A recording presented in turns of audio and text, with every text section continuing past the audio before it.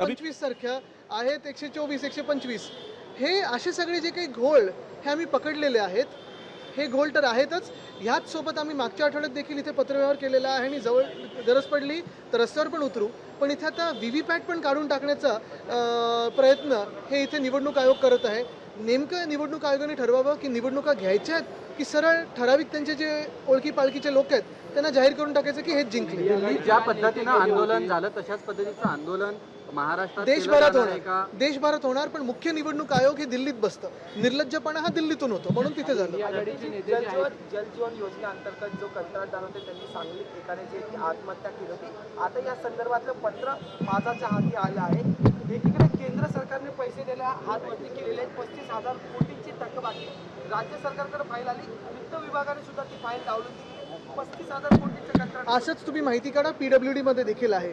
आमच्याकडे वरळीमध्ये BDD आहे, पोलीसच्या सगळे क्वार्टर्स आहेत. तिथे स्वच्छता असेल किंवा इतर काही दुरुस्तीची कामं असतील, कॉन्ट्रॅक्टर हल्ली कोणी पुढे नाही काम घ्यायला. का तर सरळ सांगतात तुम्ही थकबाकी ठेवता, तुम्ही पैसे देत नाहीत.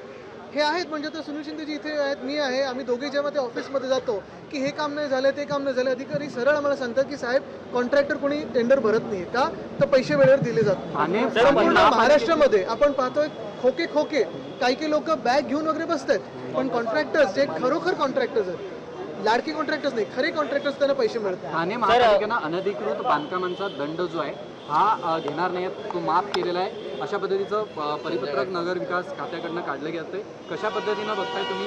मला वाटतं एक महत्त्वाचं ह्याच्यात की अनधिकृत बांधकाम ही एक गोष्ट झाली.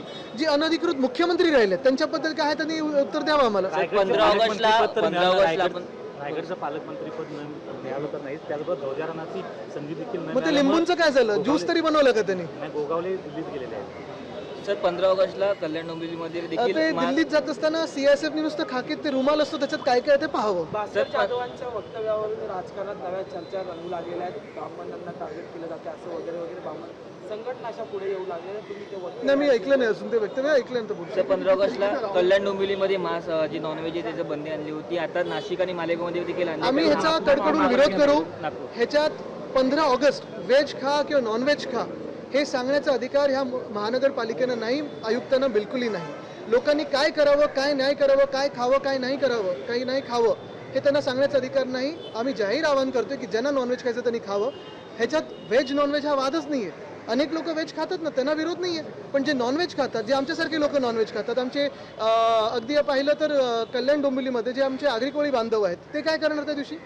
आणि हे तुम्ही काय आमच्यावर व्हेजिटेरियनिझम लादताय? आमच्या राज्यात येऊन आमच्यावर तुम्ही लादताय?